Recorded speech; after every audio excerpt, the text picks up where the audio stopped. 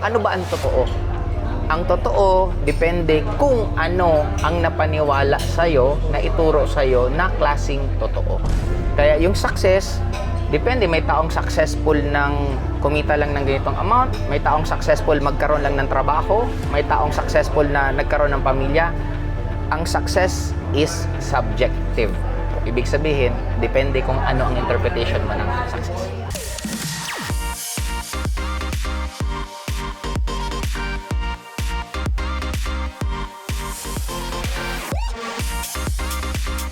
Hi classmate, ito na naman tayo, pang-apat na mentoring natin. Kaya simulan natin at may magtatanong. Ayan, so mentor, ito po yung question ka number 1. Magkakaiba ba ang tingin sa success ng every generation? Hindi every generation magkakaiba ang tingin ng success sa kada tao. Iba ang success ng bata, iba ang success ng matanda, iba ang success ng empleyado, iba ang success ng single, ibang success ng naghahanap ng asawa, magkakaiba yan eh. Kaya nga doon nagkakaroon ng daming argument eh. Parang di ba yung pinaka-trending ngayon, yung pati ako nadamay, yung sa ano yan, diskarte, diploma at diskarte. Kasi magkakaiba talaga yun. Depende kasi kung ano yung tatahakin mong landas. Example, kung ang tatahakin mong landas is you want to become an engineer, doctors, or kung ano pa, importante ang diploma kasi kailangan yun eh. Di ba parang may nakita nga ako dati sa SOCMED na dentist siya nagpa-practice siya as dentist for 20 years. Marunong siya magpasta, marunong siya magbunot ng ngipin, lahat marunong siya. Ang problema, wala siyang lisensya. Wala siya. Kaya hinuli siya ng pulis. Kaya technically, kung yun ang papasukin mong career, importante ang diploma. Pero kung entrepreneur ka at magninegosyo ka, hindi naman basta diploma kasi kahit diskarte lang, pwede ka naman maging successful. Kaya doon nagkakaroon, yun ang sinasabi ko nga na ang interpretation ng kada tao depende sa consciousness mo. Kaya yung tama at mali, depende din kung paano ka napalaki ng magulang mo. Parang lagi ko tong sinasabi, religion na lang. Sa Muslim, bawal uminom. Sa Christian, pwede. Sa Adventist, bawal ka kumain ng pumupula. Pag sinabing pumupula, crabs, ano ba yun? Shrimps, yung mga ganon. Sa iglesia, bawal kumain ng dugo. O diba? In short, magkakaibang belief. Kaya ang tanong, ano ba ang totoo? Ang totoo, depende kung ano ang napaniwala sa'yo, na ituro sa'yo na klaseng totoo. Kaya yung success, depende. May taong successful ng kumita lang ng ganitong amount, may taong successful magkaroon lang ng trabaho, may taong successful na nagkaroon ng pamilya. Ang success is subjective. Ibig sabihin, depende kung ano ang interpretation mo ng success. Okay. Sa tingin mo po, mentor, ano yung mga qualities ng mga Pinoy? Okay, bakit kaya natin makipagsabayan sa iba't ibang mga career or industry? Mapa sports, pageants, or business? Sa akin, isa lang, round off ko, galing tayo sa third world country. Since galing tayo sa third world country, masanay tayo maging resourceful. Kasi maraming mga first world country na masyado nang hirap magdesisyon sa buhay kasi parang di kahon na sila masyado. Parang sa ibang bansa, pag labandera ka lang dapat. Sa atin, ang security guard, nagiging cashier, nagiging waiter. Ibig sabihin, since deprived tayo ng mga ibang way na nagpapadali ng buhay natin, dun tayo lalong gumagaling. Kaya nga, we need to understand na parang imagine mo, bakit si Manny Pacquiao naging Manny Pacquiao at malabo na yung anak niya maging Manny Pacquiao? Kasi grabing hirap ang pinagdaanan ni Manny Pacquiao, kaya siya naging Manny Pacquiao. Kaya in short, yung pagiging third world country ng Philippines, napakalaking factor yun, kaya tayo lalong nanggigigil, kaya lalo tayong gumagaling kasi may gusto tayong patunayan. Kaya kung meron pinakasimpleng sagot, bakit ngayon na pumuputok ng sobra ang Pilipino sa iba't ibang larangan? Kasi parang ang dami natin gustong patunayan sa mundo since ang tagal natin na-colonize, ang tagal natin inapi-api ng Pilipino, wala yan. Ang tawag nga sa atin, brown monkey. Kasi ang mga first world country, ang tingin nila, in-identify nila na unggoy yung mga hindi nasa Europe parang European. Since because of that, mindset natin, kaya doon tayo nang gigigil ng sobra-sobra. And because of that, kaya ngayon, ang daming magagaling na lumalabas na mga talent ng Pilipino. Meron pa palang isa. Eto medyo mas malalim ng konti.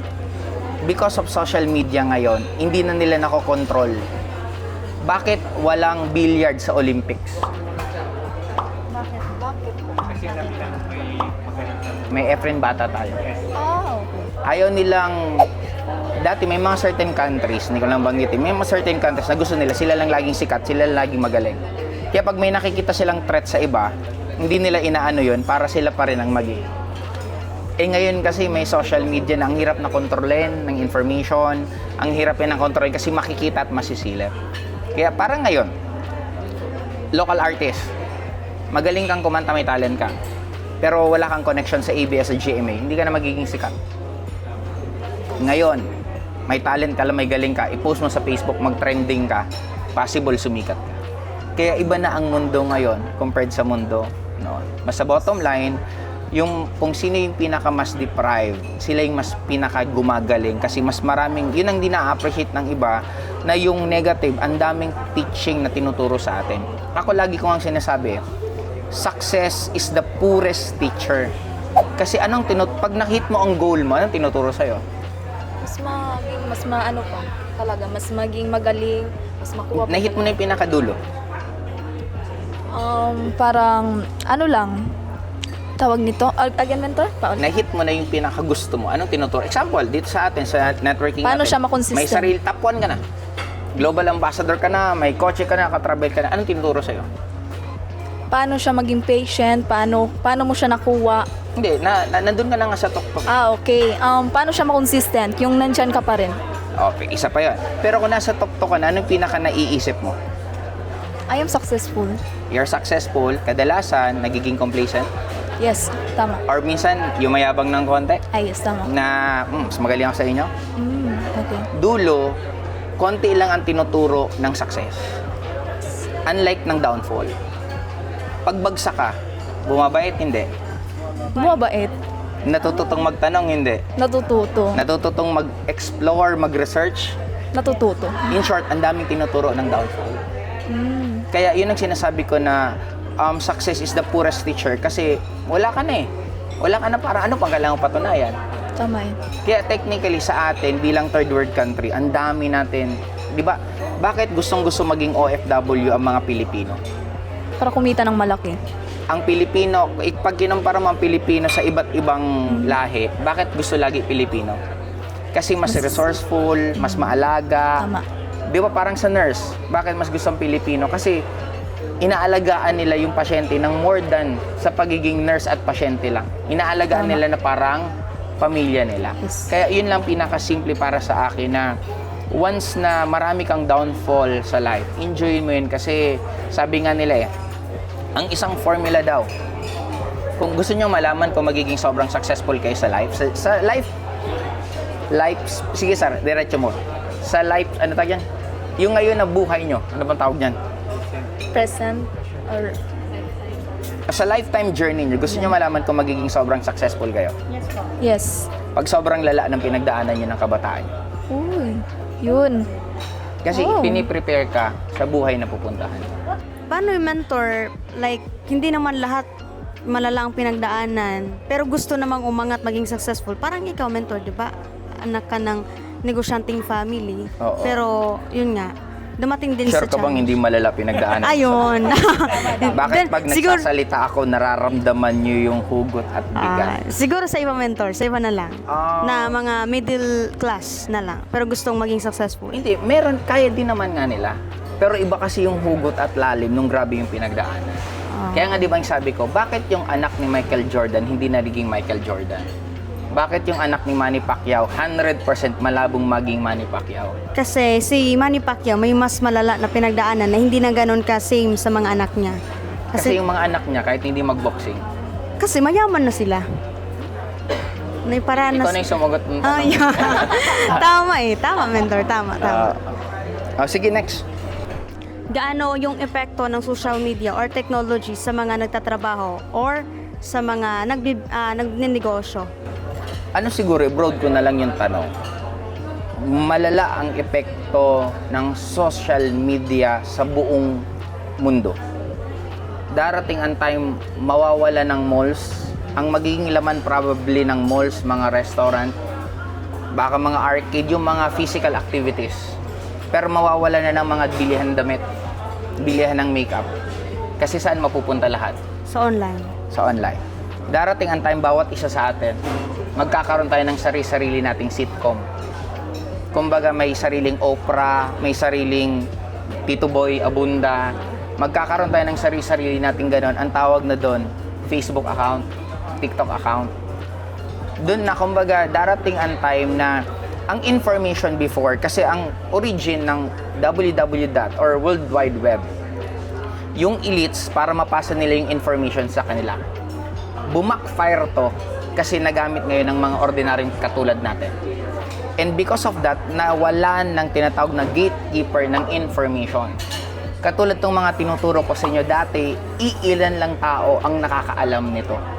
Kasi totoo, ang education ng average na tao sa education ng mga elites, magkaiba, hindi pareho ang tinuturo sa school. Diba parang iba naman ang tinuturo sa private compared sa public. Magkaiba yan eh. Iba pa yung mas mataas pa sa private.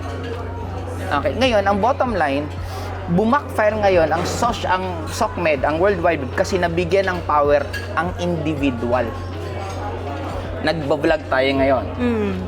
Noon, para makagawa ka ng ganitong milyon ang gagastusin mo. Kailangan mo ng cameraman, kailangan mo ng sounds, kailangan mo lahat. At para maipalabas to sa ABS-CBN, GMA, milyon ulit ilalabas mo. Ngayon, mayroon ka lang ganito. Kaya nga, bakit bumagsak ang news? Para igawin ang isang news, milyon ang ginagastos nila. Bayad nila sa news anchor, yung nagbibideo, yung nagdo-document, lahat milyon.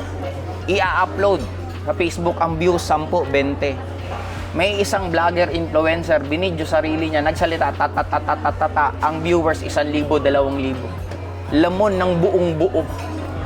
Yung malalaking kumpanya na grabe ginagastos nila, pero sa SOCMED, iba nang naging labanan. Naging pantay. Nagkaroon ng opportunity yung mga ordinaryong taong tulad natin na ma-identify at makita ng lahat ng tao. Kaya ngayon, pagalingan na lang kung paano makukuha. Kaya nga, ang currency right now is attention. Kaya nga, di ba, may mga iba sa social media, naguhubad, kung ano mga ginagawa para lang mapansin. Pero end of the day, it's up to you kung paano mo tawirin. Paano nagsumikat si Ivana? Dahil dun sa body niya before. Naglalaba ata, di ba? Siya yung naglalabang walang bra. Tapos nag-car wash na walang bra din. Yes, di ba? Parang yes. ganon. Nung sumikat siya, na-convert niya. Hanggang naging artista. Ngayon, medyo wholesome na siya, pero sikat na siya. Eh dati hindi mo yung pwedeng basta-basta magawa kung, di ba? Kaya right now, nagbabago ng wave ng trend. Hindi mananalo si President Duterte kung hindi dahil sa social media. Isipin mo, tinira si Duterte ng GMA, lahat ng news, lahat ng TV station, tinitira siya. Eh yung SOCMED that time pumuputok. Ang galing ng marketing nila doon kasi anong marketing ni Duterte? Wala akong pera, kayo na gumawa ng mga campaign materials ko. Eh ang Pilipino, mahilig sa underdog. Gusto natin yung naaapi. Kaya nga di ba mga pelikula natin, bubugbugin muna yung bida bago bumawi sa dulo. Kasi gusto natin ng ganun eh. Kaya dulo sa akin, we are in the starting point pa lang ng changes na gagawin ng social media. Ang dami pang mababago. Ang dami pang lalong yayaman. May mga babagsak din negosyo. Kaya ang tanong doon, paano nyo mamamaximize ang social media na kasama kayo dun sa mga kikita ng malaki at yayaman ng sobra? May tanong ka pa ba bago tayo kumain? Okay na po, mentor.